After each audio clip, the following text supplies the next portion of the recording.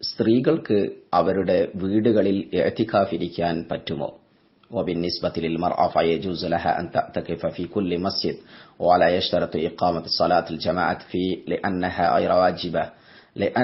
غير واجبة عليها ولا يجوز للمرأة أن تعتكف في بيتها. സ്ത്രീകളെ സംബന്ധിച്ച് എല്ലാ പള്ളികളിലും ഇഅ്തികാഫ് ഇരിക്കാം.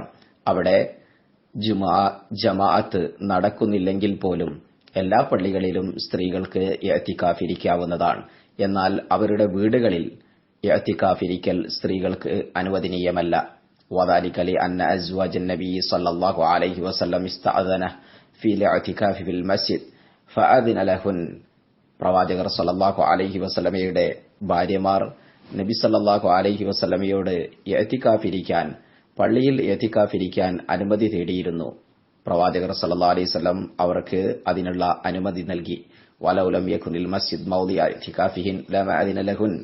പള്ളി ഇഅ്തികാഫിന്റെ ഇടമല്ലായിരുന്നുവെങ്കിൽ, സ്ത്രീകൾക്ക് കൂടിയുള്ള ഇടമല്ലായിരുന്നുവെങ്കിൽ പ്രവാചകർ സല്ലല്ലാഹു അലൈഹി വസല്ലം അത് അനുവദിക്കുമായിരുന്നില്ല.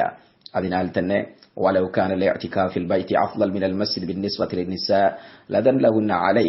പള്ളിയേക്കാൾ കൂടുതൽ ഉത്തമം വീടാണ് ഇഅ്തികാഫിന് ഏറ്റവും അനുയോജ്യമാകുമായിരുന്നുവെങ്കിൽ പ്രവാചകർ അത് അവരെ അറിയിക്കേണ്ടിയിരുന്നു എന്ന് ഇമാം ഷാഫിയെ പോലുള്ളവർ പറയുന്നതായി കാണാൻ സാധിക്കുന്നതാണ്.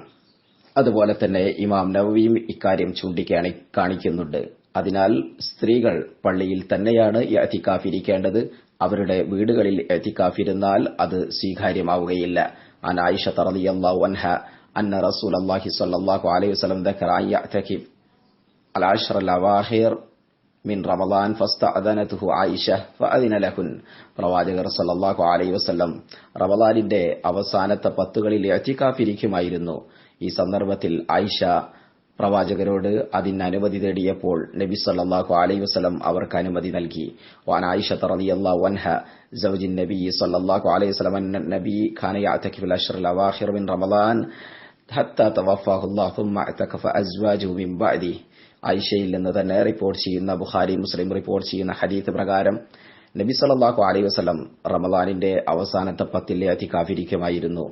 പ്രവാചക വഫാത്തിന് ശേഷം തന്റെ ഭാര്യമാർ ഇഅ്തികാഫ് ഇരിക്കുന്നതായും ഹദീസിൽ സൂചിപ്പിക്കുന്നു.